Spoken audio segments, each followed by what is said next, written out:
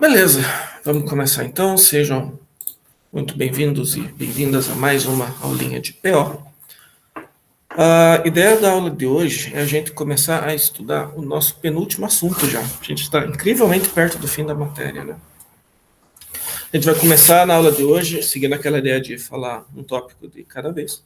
A gente vai começar na aula de hoje a falar da STL. A STL é uma coisa sensacional, é uma coisa muito legal.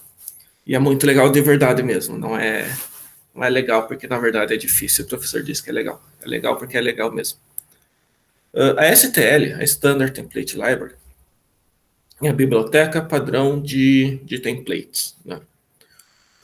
A biblioteca padrão de templates é uma biblioteca padrão, então já é definido dentro da própria linguagem. Né? Todo compilador tem que dar essa biblioteca para a gente.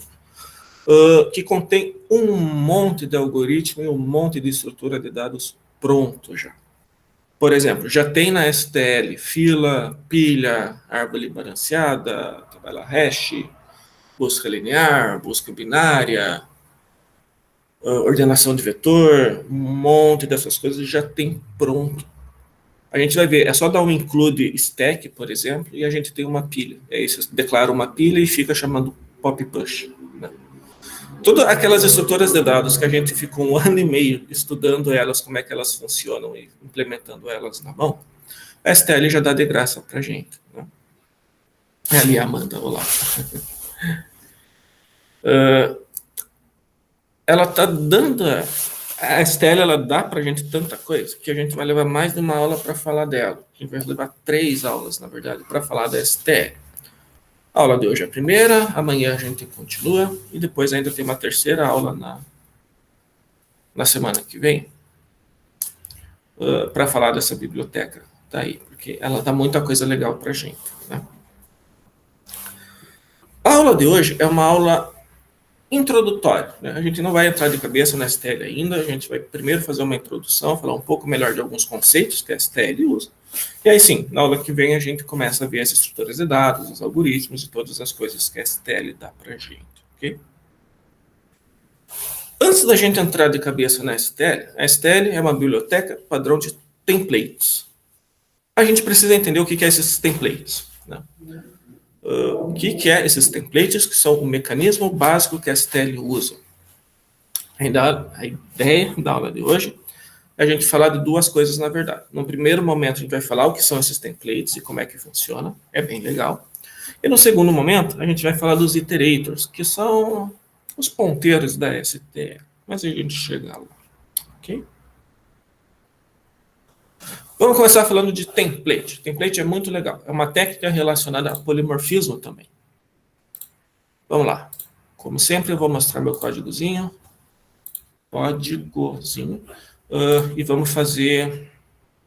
Vamos mostrar o que são templates baseado nesse código.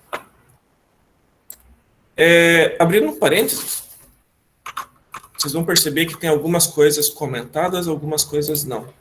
Eu vou pedir que vocês desçam um compilador na cabeça de vocês e ignorem tudo que está comentado, beleza?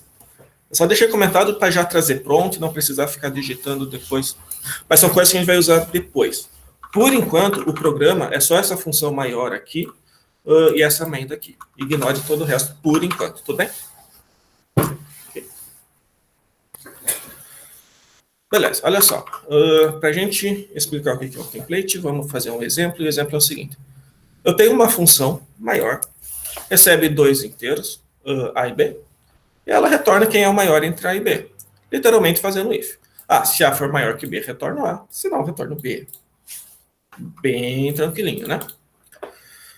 E aqui na main, só para mostrar a gente usando isso, declarei uma variável A valendo 2, uma B valendo 3 e mandei imprimir o maior entre A e B.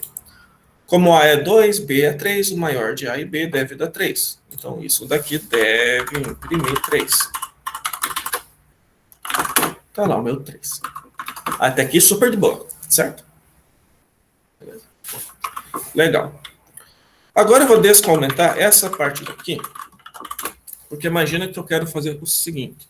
Eu quero declarar 2 strings, então uma string X que eu chamei de raposa, uma string Y que eu coloquei a zebra lá dentro, E eu quero imprimir a maior das duas strings. Né?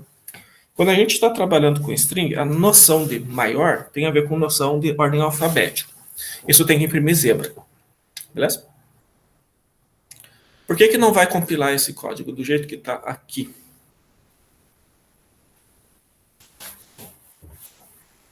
Você está passando o string para uma função que recebe inteiro. O erro do tipo lá, na função, ele pede int e tá mandando o string. Perfeito. Minha função está recebendo como parâmetro inteiro, só que eu estou passando strings para ela. Então, não vai compilar. Não consigo converter uma string para um int. Beleza? Se a gente tivesse numa linguagem C, né, sem conhecer C++, sem conhecer templates também, se eu quiser fazer isso funcionar, provavelmente eu teria que fazer uma outra função só para quando é string, que aí recebe duas strings, né, e faz a mesma coisa. Se uma for maior que a outra, retorna uma, se não, retorna outra. E aí eu teria que chamar essa função daqui. Certo? Só que olha só, a parte de dentro do código, né, o código propriamente dito dessa função e dessa daqui, é a mesma. Eu estou indo contra o princípio de reutilização de código. Né? Estou tendo que recriar todo um novo código só para mudar o tipo de uma variável. Isso é muito ruim. Seria muito legal se eu conseguisse utilizar a mesma função que já existe. Já que o código é legal, por que eu não posso reutilizar, né? Já que o código é igual. Só que tem esse problema dele receber inteiro, né? Olha só. E se ao invés da gente fazer essa função receber inteiro, eu colocasse, ao invés de int, uma espécie de coringa.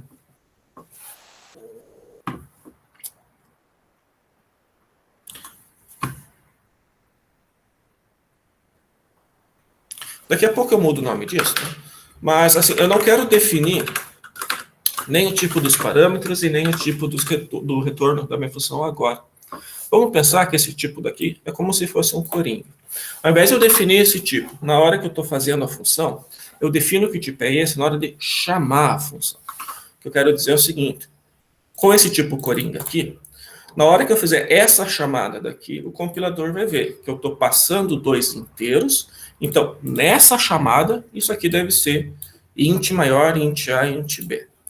Nessa chamada daqui, quando o compilador estiver chamando, ele vai ver que eu estou passando duas strings. Então, nessa chamada, essa função deve ser string maior, string a, string b. Então, é como se na hora que eu definisse a minha função, eu usasse um tipo genérico, um coringa mesmo, e deixasse para o compilador decidir que tipo é esse, não quando eu escrevo a função, mas quando eu uso a função. Tudo bem o conceito? Esse tipo genérico, esse coringa, a gente chama de template. Então, o que eu vou fazer é o seguinte. Eu vou colocar, antes da minha função, uma linha em cima ali, o seguinte. Vou escrever template, menor, type name, aí o nome do meu template. E o meu coringa vai ser isso. O que eu estou fazendo aqui, basicamente, é o seguinte. Eu estou avisando para o compilador que essa função que está vindo logo em seguida usa um template. O nome desse template nessa função eu estou chamando de T maiúsculo. Então, seja T maiúsculo um tipo genérico, um template. E aí, a função em si eu defino como template mesmo. Então, ao invés de colocar o int, o string, etc., o template. Né? Então, basicamente fala assim, né? O tipo de A é o tipo genérico do template, o tipo de B também é o do tipo genérico do template. A minha função também retorna o tipo genérico do template. Fazendo isso, o compilador ele vai deixar para a hora que eu for chamar a função para decidir que tipo é esse. Quando eu chamar maior a B, sendo a e B dois inteiros, T maiúsculo vai ser int. Então, nessa chamada daqui, eu vou ter int maior, int a, int b. Nessa chamada daqui, como eu estou passando duas strings, vai ser string maior, string A, string B. Tipo, ele vai bater o tipo do parâmetro que eu estou mandando com o template em si. Tudo bem? E aí funciona, olha só que legal. Compilei, rodou e está lá. Quando eu fiz a chamada para o inteiro, deu 3. Para a string deu 0. Então, por mais que o tipo dos dados sejam diferentes, eu consegui utilizar a mesma função, tanto para pegar o maior de 2 inteiros, quanto para pegar o maior de 2 strings. Usando templates. Templates são tipos genéricos em que você define o uso desse tipo de maneira genérica na hora que você for definir a função. Ele só vai ser, de fato, definido na hora que você chama a função. Tá aqui, beleza? Beleza? Professor, Oi. quando ele compara duas strings, ele vê só a primeira letra? Ou compara o que daí?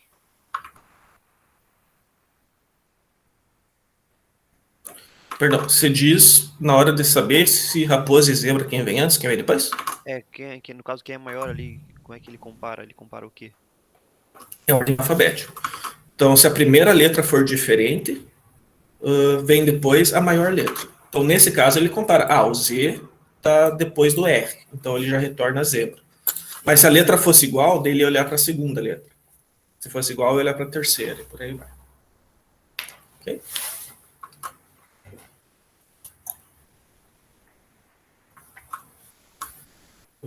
Mas o ponto importante aqui é que o compilador está vendo o tipo dos parâmetros que eu estou passando para a função e casando o tipo dos parâmetros com o template que a gente define.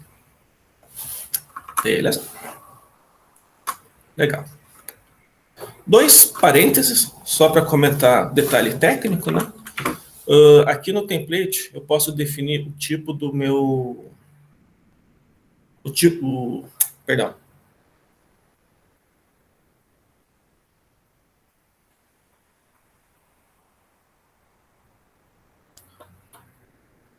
Esse T maiúsculo não precisa ser sempre T maiúsculo, pode ser qualquer coisa, né? É só para eu indicar qual que é o nome do template propriamente dito no código que vem embaixo. Então, isso aqui, por exemplo, funcionaria também. Okay? Type name, eu posso escrever type name ou eu posso escrever class. E aqui realmente é a mesma coisa, tanto faz. Tanto faz. O compilador dá para a gente essas duas opções, confesso que não sei porquê. Mas eu posso escrever type name, eu posso escrever class, dá na mesma aqui. Inclusive, a gente vai poder usar template com classe, a gente vai ver daqui a pouco. Okay? E o segundo parênteses sim, né, você deixa o tipo genérico na função em si e só chama passando os objetos ou as variáveis como parâmetro. Fazendo isso, o compilador descobre sozinho qual tem que ser o tipo do template, olhando para o tipo dos parâmetros. Se você quiser, você pode forçar um determinado tipo. Por exemplo, colocar aqui grande.int. Se depois do nome da função e antes dos parâmetros eu colocar menor algum tipo maior, o que eu estou fazendo é proibindo o compilador de tentar descobrir o tipo sozinho e forçando um tipo específico.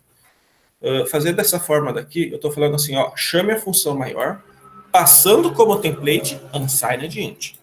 Nessa chamada daqui, a minha função é unsignedInt maior, unsignedInt A, unsignedInt B. Tudo bem? Como unsignedInt e int são compatíveis, isso funciona. Mas só para mostrar para vocês, né, se eu tentar passar uma string, por exemplo, eu estou mandando ele receber string como parâmetro, estou passando inteiro, aí não vai compilar. Pelo mesmo problema. Beleza? Então dá para forçar o tipo se você quiser forçar a barra. Mas se você não falar nada, o compilador descobre sozinho. O que é bem legal.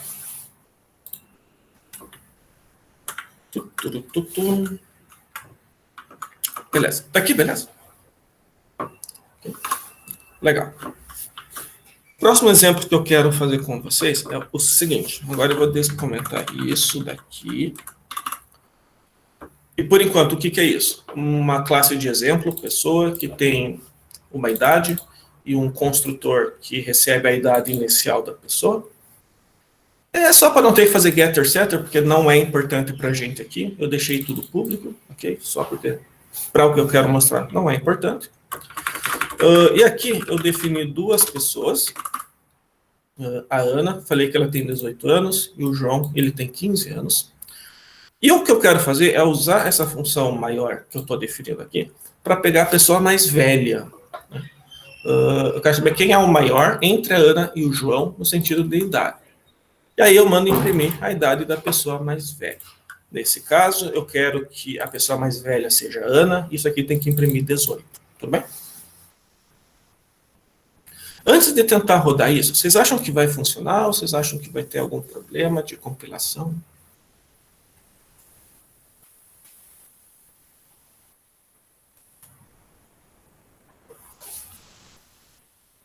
Eu não sei o que vai acontecer, porque tá passando uma pessoa ali, né? E ele vai comparar daí a pessoa, será que ele vai comparar o quê? Não sei. Certo. O primeiro ponto é esse, né? Ele vai passar como tipo do template a classe pessoa, né?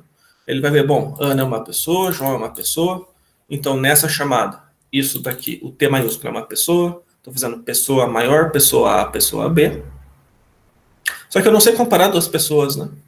If A maior que B, quando eu estou com duas pessoas, eu não sei fazer. Certo? Então não vai compilar por isso. Não é por...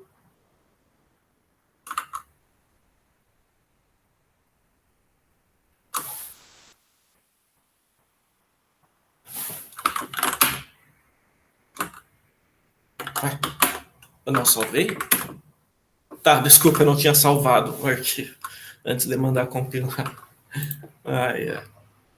Olha só, deu um monte de erro e tal.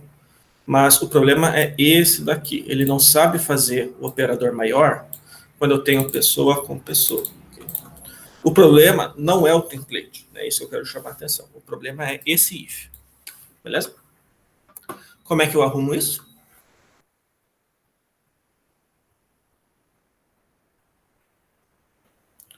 No caso, na função deveria ser a.getIdade. Deveria, de fato, né? Mas eu estou deixando a idade pública só para pular essa parte, na verdade, do getter. Mas eu concordo. Tinha que ter o getter se fosse fazer certinho. Beleza? É só que eu quero chamar a atenção para outra coisa. Sobrecarregar o operador? Não sei. Perfeito. Uhum. Todo mundo lembra de sobrecarga de operador? Sim. Eu estou tentando utilizar um operador que não é definido na classe que eu estou tentando utilizar ele. Então, vamos lá. Pessoa, operator maior, que recebe uma pessoa P. Né? Todo mundo lembra disso. E aí eu vou definir quem que é uma pessoa. Qual pessoa vem... Perdão, eu estou me embananando muito hoje. Qual pessoa é maior do que a outra de acordo com a idade. Né?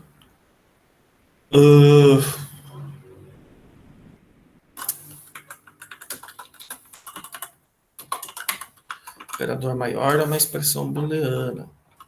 Claro. Ele tem que dar verdadeiro se eu for maior do que quem está no parâmetro. Tem que dar falso se eu não for maior do que quem está no parâmetro. Eu sou maior de quem está no parâmetro se a minha idade for maior do que a idade de quem está no parâmetro. Beleza? Aí sim. Funciona. Ele está falando que a pessoa mais velha tem 18 anos. Beleza. Aí olha que legal, né? A gente conseguiu utilizar uma única função maior, uma única vez, com três coisas diferentes, com inteiro, com string e com classe que a gente mesmo criou, inclusive, né? Só utilizando a noção de template. Porque templates são tipos genéricos. Você define com um tipo genérico e deixa para decidir que tipo é esse na hora que você for usar. Beleza. Okay. Legal.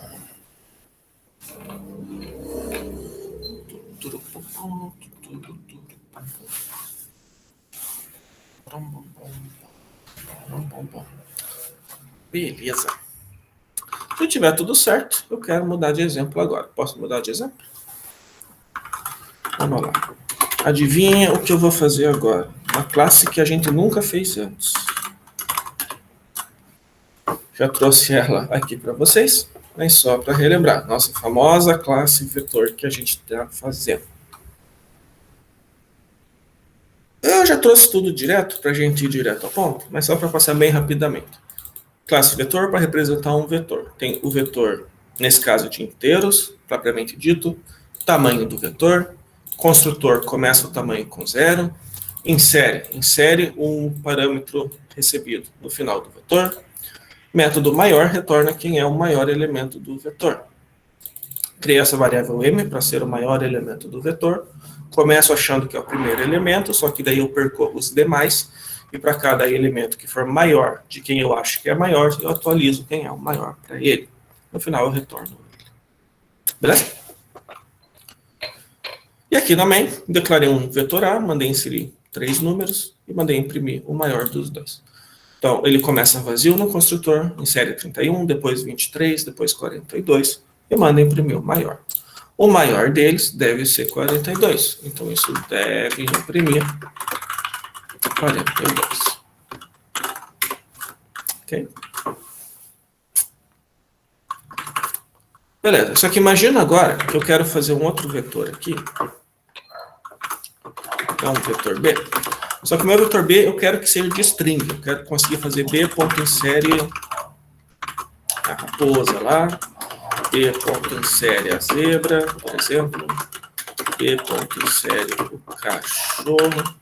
E imprimir quem é a maior string do vetor. A mesma coisa que eu estou fazendo com o vetor A, eu quero fazer com o vetor B. A diferença é que o vetor B é de string. Primeiro ponto, isso não funciona do jeito que está agora, certo? Porque a classe vetor, ela está exclusiva para tipo de inteiro. E o que eu estou tentando fazer é inserir string. Isso não vai funcionar. Não sabe converter string para int. Como é que eu arrumo?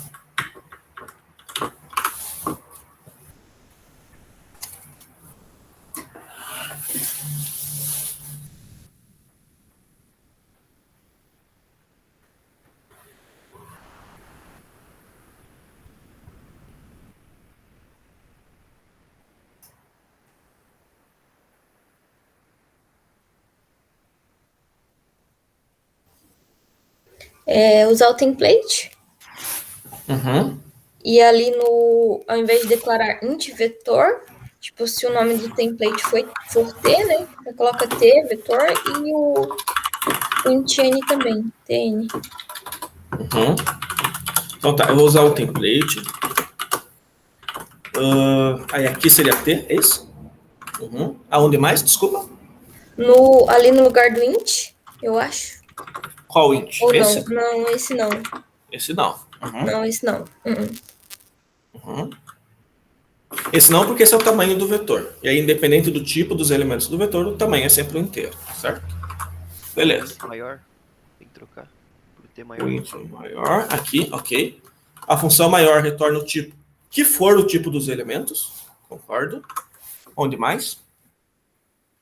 O insere ali também.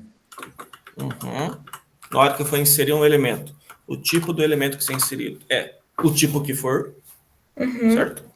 E depois do T maior, eu acho que tem um int n ali também. Acho que teria que ser tn, né?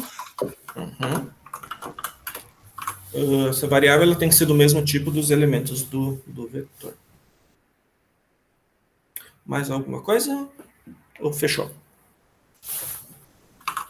O int do for é int mesmo, né? Para percorrer os elementos. Okay. Beleza, perfeito, é isso mesmo. Eu defini a minha classe como um template, então eu estou avisando para o compilador, vou usar template aqui. E aí eu uso, né, esse tipo genérico T no lugar, em todos os lugares onde eu quero falar do tipo dos elementos do meu vetor. No próprio declaração do vetor, no tipo do cara que eu vou inserir, o tipo do cara que o maior retorna, e também na variável local que eu vou pegar o maior. Beleza? Quando eu defino uma classe com template, aí na hora que eu for declarar o objeto dessa classe, eu preciso passar qual é o tipo que eu quero que o template assuma para aqueles objetos. Então agora eu não vou mais simplesmente declarar vetor A, eu vou declarar vetor de inteiros A. Beleza? Para falar, para o objeto A, aquele T maiúsculo é um int. Aqui no caso do vetor B, eu vou declarar um vetor, não vou declarar vetor B, vou declarar vetor de string B, avisando para o compilador que para o objeto B, aquele T maiúsculo é uma string.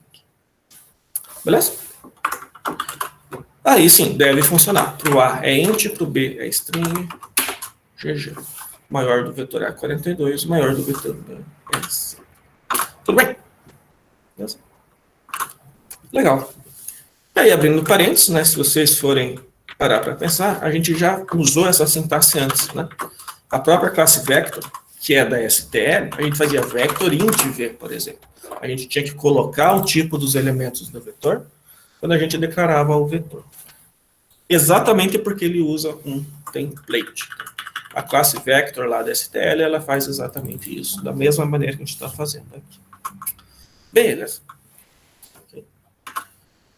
Por isso que a gente tinha que colocar aquele int lá na hora de declarar os meus vectors.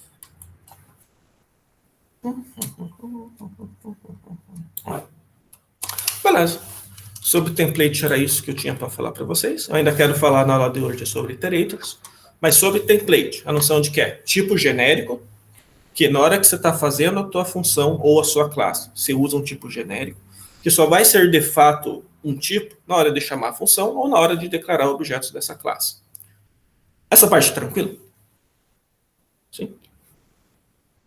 Beleza. Eu vou pedir aí 2 minutinhos para ir no banheiro, tomar uma água e tal.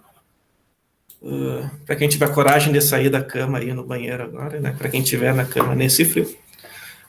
E aí a gente volta falando dos iterators, beleza? Já voltei.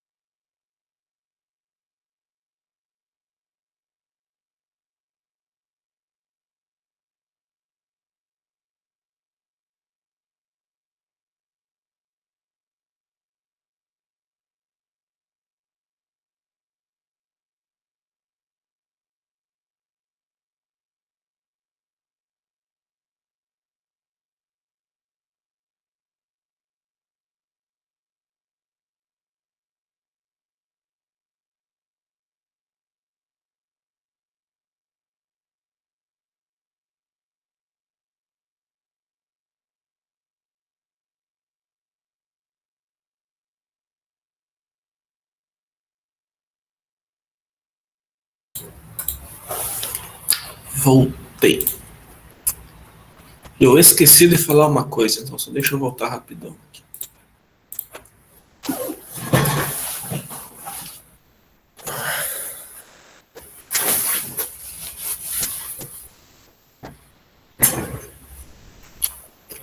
Só abrindo um parênteses, eu esqueci de comentar antes. Se você quiser, você pode ter mais de um template numa mesma classe. Na verdade, quantos você quiser.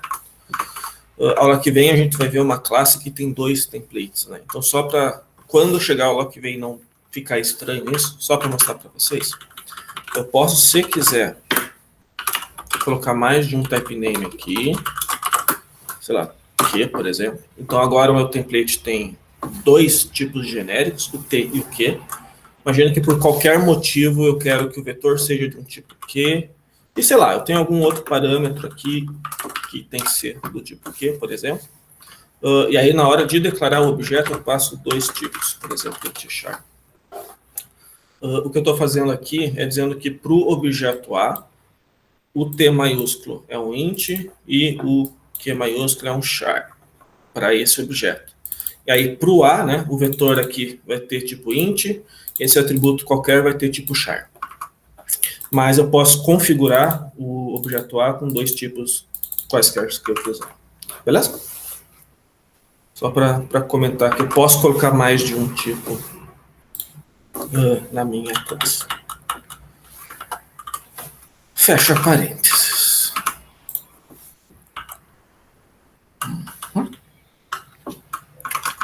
Beleza. Agora que a gente sabe o que é um template, STL é a biblioteca padrão de templates. A STL usa template para tudo. A gente já viu ela fazendo isso, inclusive, com a classe Vector, mas tem outras classes que a STL dá para a gente, que também usam templates. A gente vai ver algumas. Set, multiset, map, enfim. Fila, pilha, várias classes que a STL dá para a gente. Antes da gente falar das estruturas de dados propriamente ditas que a STL dá para a gente, existe um conceito bastante importante que a gente precisa falar sobre, que são os iterators. Os iterators são a maneira com que a gente percorre as estruturas da STL. É a maneira com que a gente vê quem é o primeiro, aí vai para o próximo, aí vai para o próximo de novo, vai para o último, volta um, etc. É a maneira com que a gente caminha, digamos assim, dentro das estruturas de dados da STL. Antes da gente ver as estruturas de dados da STL propriamente dito, vamos dar uma estudada o que são esses iterators, o que são essas maneiras de caminhar nas estruturas, beleza? Eu gosto de falar que os iterators, eles são os ponteiros da STL. Tá? São muito parecidos com ponteiros, no sentido de que são variáveis em que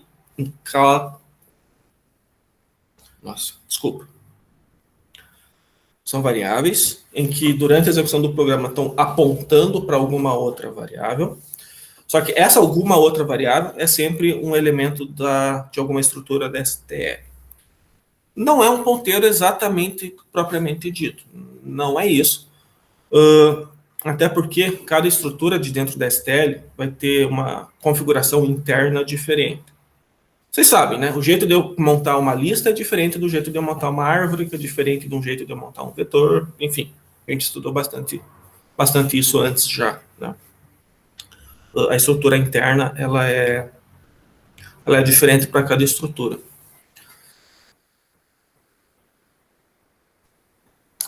Os iterators, eles são uma classe de objetos que estão sobrecarregados para parecerem ponteiros, né?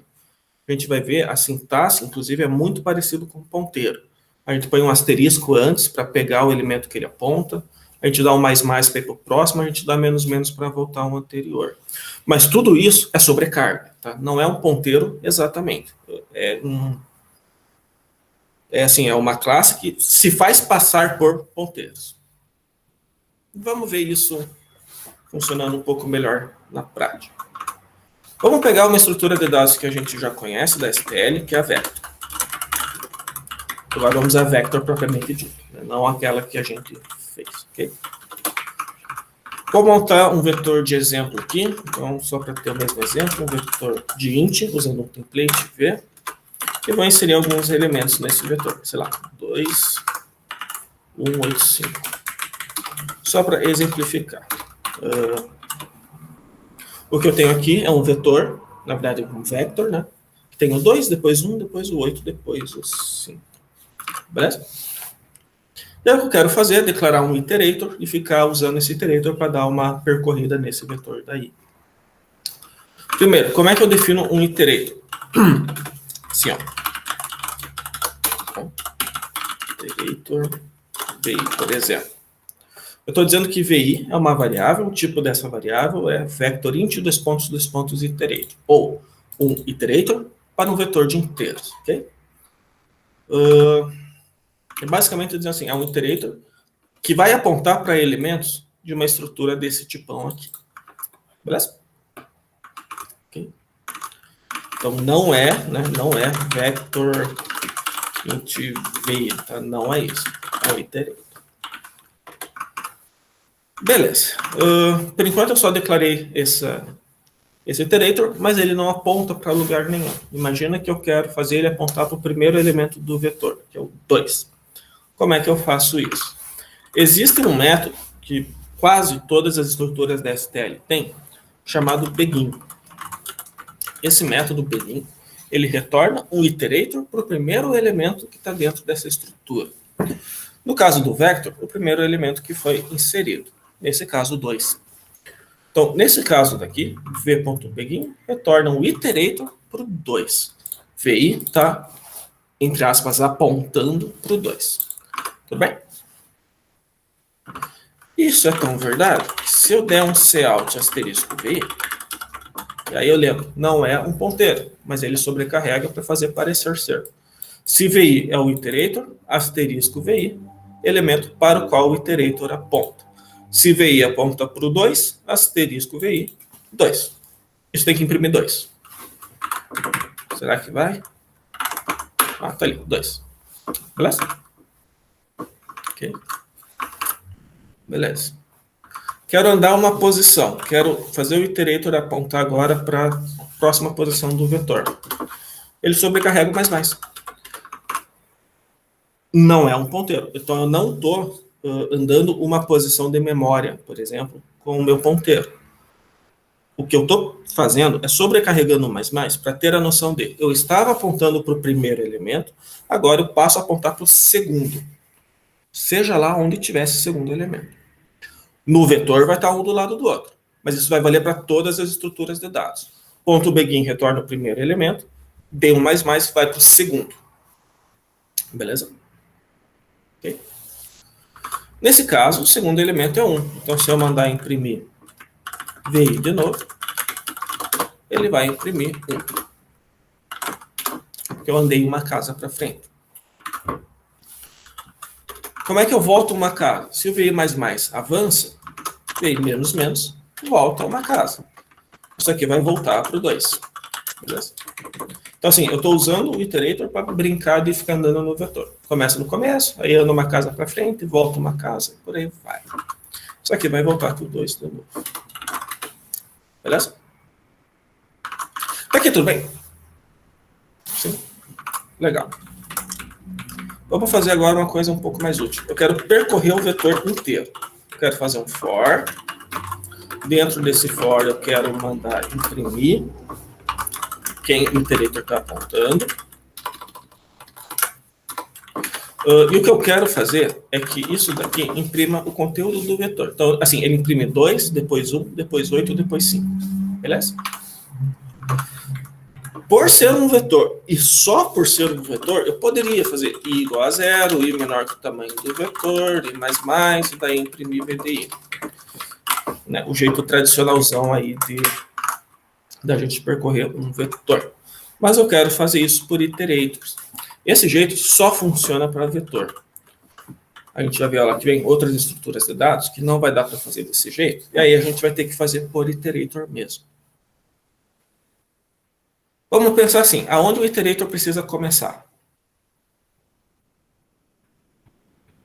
No início do vetor. No início do vetor. Legal. Como é que eu pego o início do vetor para iterator? v.begin. v.begin. Beleza. Eu vou pular a condição de parada. Como é que eu ando o iterator para frente? Acho que é mais, né? Aí, mais. Beleza? Então, o que isso faz é, começa na primeira posição, aí imprime essa posição, vai para a próxima. I++. Depois imprime a posição, vai para a próxima. Imprime a posição, vai para a próxima. Como é que eu sei que o iterator passou do... Assim, já chegou no fim do vetor e eu não preciso mais imprimir ninguém?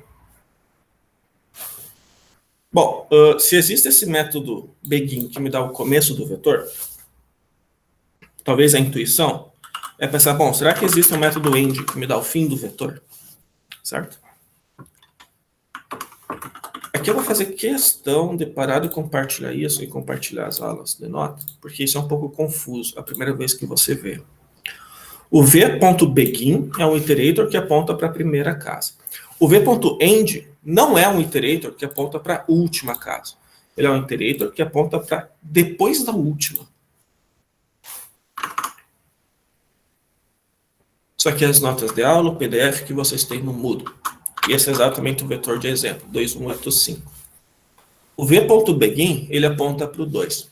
Só que o v.end, ele não está apontando para o 5. Ele aponta para o que seria depois do 5. Tudo bem. Por que eu faço o VB? Quer dizer, eu não, né? A STL faz o begin apontar para depois do último e não para o último. Justamente para conseguir parar aquele for. Eu vou parar aquele for quando o meu iterator chegar no v.end. Okay? Eu vou fazer o for rodar enquanto o vi for diferente de v.end. Ou seja, o meu iterator começa aqui no 2, eu dou um mais e vejo, é o end? Não é o end. Então eu imprimo 1, dou um mais, venho para cá e pergunto, é o end agora? Não é o end. Imprime o 8, vem para cá e pergunto, é o end? Se o v.end apontasse para a última casa, seria o end e eu não imprimiria o 5. Okay? Por isso que ele não faz isso. Ele ainda não é o end, imprime o 5, dá o mais e aí sim ele chega no end. Então, só lembrar, o end não aponta para a última casa. O end aponta para depois da última casa. Beleza?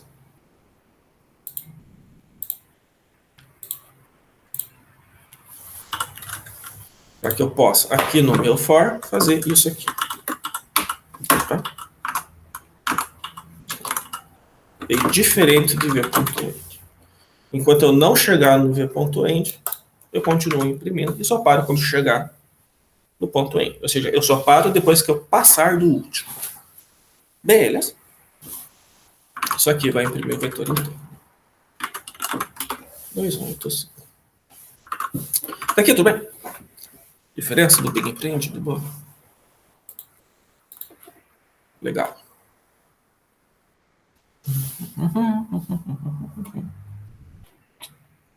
Beleza. O que eu quero mostrar para vocês agora é algumas funçõezinhas bastante legais que a STL dá. Né? Coisas que a gente consegue fazer com vetor. Imagina que eu quero ordenar esse vetor. Né? Eu quero fazer o vetor ser 1, 2, 5, 8, antes de mandar imprimir. Como é que eu ordeno um vetor? Né? A gente tem duas opções. A gente pode pegar o caderno do semestre anterior, ver os métodos de ordenação que a gente estudou em pesquisa, escolher o preferido, implementar ele na mão e torcer para que esteja tudo certo. Ou tem outro método mais legal, existe uma função chamada sort, na STL. Né? Você chama sort ordena um vetor. Os parâmetros da função sort é o iterator do começo e o iterator depois do final. Literalmente, v.begin e v.end. Só isso. Isso ordena o vetor. Beleza?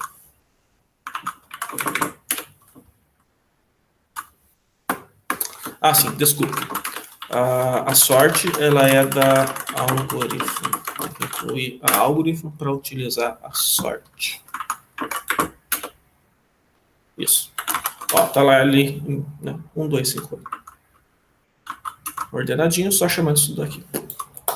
Beleza? Bem legal, né? Imagina agora que eu quero imprimir, ordenar ao contrário, né? Deixar os elementos ao contrário. Como é que eu faço isso? Tem mais de uma forma de fazer. Mas existe uma sobrecarga desse método daqui que te permite passar um terceiro parâmetro, que é uma função de comparação. Essa função de comparação tem que ser uma função booleana, que dados os dois elementos do vetor, tem que me dizer se o primeiro tem que vir antes do segundo. Essa função CMP tem que retornar true se eu quiser que o elemento A venha antes do elemento B na hora de ordenar o vetor. Ou falso se eu quiser que o B venha antes do A. Tudo bem? Como eu quero imprimir meu vetor ao contrário, eu quero que o A venha antes do B se o A for maior do que B. Então eu preciso que essa função retorne verdadeiro, retorne true, se A for maior do que B. Retorna se A é maior que B. Beleza? Isso aqui vai ordenar meu vetor ao contrário. 8, 5, 2, 1. E aqui deixa eu abrir um parênteses. Eu não sei se vocês já usaram o QSort da linguagem C. Não? Se não me engano, na stdlib, você tem o QuickSort já implementado, né? Só que é o inferno de usar ele. Você tem que passar um ponteiro para a função de comparação, para determinar se um elemento enfim, é um saco de fazer. Eu acho esse sort aqui bem mais legal, né? O sort do C++ da STL. Só fala, ordena onde é que começa, onde é que termina. Se não falar nada, ordena em ordem crescente. Se não, me ensine que ordem você quer. E aí você só faz uma funçãozinha para me dizer se um elemento tem que estar antes do outro. Beleza? Aqui.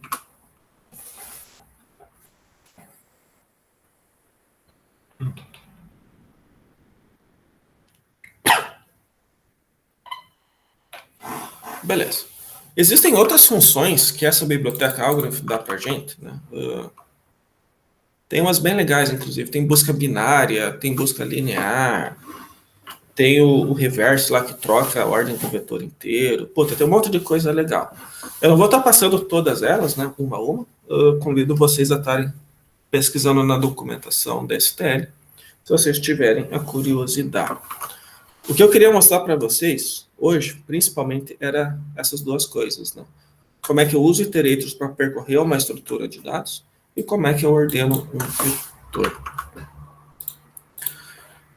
Só para concluir, eu só quero mostrar uma coisa para vocês, que é o seguinte. Iterators não são ponteiros, né? São objetos com um monte de coisa sobrecarregada para parecer ser ponteiro, mas não é. Entretanto, em vetor, e agora sim, só em vetor, não para as outras estruturas, só em vetor, o iterator e o ponteiro são compatíveis. Não é a mesma coisa, mas são compatíveis. Eu posso usar um no lugar do outro. Em que contexto isso é interessante para a gente? Só para mostrar para vocês. Imagina que eu tenho um array mesmo de 3 elementos. É o que eu trouxe aqui. O array de C mesmo, né? O Czão normal. Né? Eu quero mandar ordenar esse vetor daí, por exemplo, utilizando a função sort. Eu posso. Por mais que eu não tenha um iterator para essa estrutura, porque essa estrutura nem é uma estrutura da STL, ela não dá iterator para a gente. Né? Se eu utilizar ponteiro para essa estrutura, ainda assim eu consigo usar o ponteiro no lugar do iterator e ordenar esse vetor. Né? Aí vamos lembrar, o begin, ele era um iterator que apontava para o primeiro elemento do vetor. Se eu passar um ponteiro para o primeiro elemento do vetor, eu estou passando que seria o equivalente ao begin, certo? Certo? Sim? Beleza. O ponto end era um elemento depois do último. Então, se eu passar o endereço de um elemento, aqui tem que tomar cuidado. 0, 1, 2. O último é 2. Eu vou passar o endereço de 3. Um depois do último. Beleza? Array de 3 não existe, mas eu vou passar um ponteiro para ele mesmo assim. Para vetor funciona. Beleza? Se eu só fizer isso, o vetor está ordenado.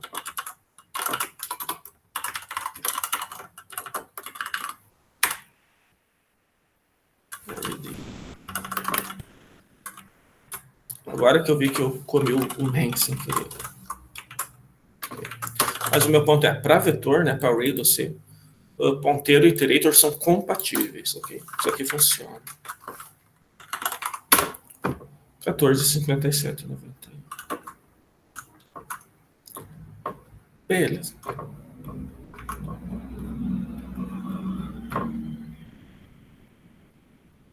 Beleza. Só para mostrar também para vocês, esse ponto aqui é totalmente frufru, tá? É só porque eu acho isso lindo. Eu não precisava mostrar, mas como eu acho isso muito lindo, só para mostrar para vocês. Em C tem aquela coisa que o nome do vetor é compatível com o ponteiro para onde ele começa. Certo? Então, se eu só passar array, é a mesma coisa que passar array de 0, endereço disso. O endereço do array de 3 é a mesma coisa que array mais 3. Então, eu também posso passar dessa forma, né? Um pouco mais compacto. Manda ordenar o vetor, e o vetor mais o tamanho do vetor. Isso aqui ordena o vetor inteiro. Eu acho bem legal fazer dessa maneira. Fica bem compacto, né? A maneira que a gente ordena. Beleza, até aqui. Legal. Por enquanto, era isso que eu tinha que mostrar para vocês hoje. Alguma dúvida? Não? Tem uma dúvida que o pessoal sempre tem sobre a função sort da STL. Ninguém Qual método que ela perguntou. usa? Aí, qual método ele usa? Procurem no Google depois. Ele usa o intrasort. Ele é uma mistura de dois métodos que a gente já conhece, se não me engano, quicksort com heapsort. Tipo assim, ele começa com o quicksort, se não me engano, aí se ele vê que está demorando demais, ele troca para o heap no meio do caminho. É alguma coisa nesse sentido. Ou para o merge, não lembro agora. Mas é assim, é dois métodos que ele começa com um e se ele vê que demora, ele troca para o outro. É bem bacana. Podem procurar depois. Ele é nlogin, né? Ele é ótimo. É o que importa. Ótimo. Nlogin. É bem legal. Só aula de hoje era isso que eu queria mostrar para vocês. Que eram os templates, que eram os iterators, né? E algumas aplicações de iterators. Tudo bem até aqui.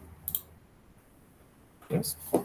Amanhã, na aula que vem, aí sim a gente começa a estudar outras estruturas de dados. Né? Agora que a gente sabe o que é template, sabe o que é iterator, a gente consegue estudar. A gente vai ver na aula que vem basicamente as árvores balanceadas, né? O set, o map e o multiset. Mas daí a gente vê a aula que vem, beleza? O exercício essa semana é sobre a aula que vem, não a aula de hoje, então por isso não tem exercício ainda. A aula que vem a gente lança ele, tá? Beleza? De qualquer forma, qualquer dúvida, canal de texto no Discord, mandar mensagem, mandar e-mail, ou procurar no P-Aluno, estou à disposição de vocês, beleza? Muito obrigado e até amanhã. Valeu. Valeu. Até amanhã. Professor. Tchau. Aproveitem bem o frio aí.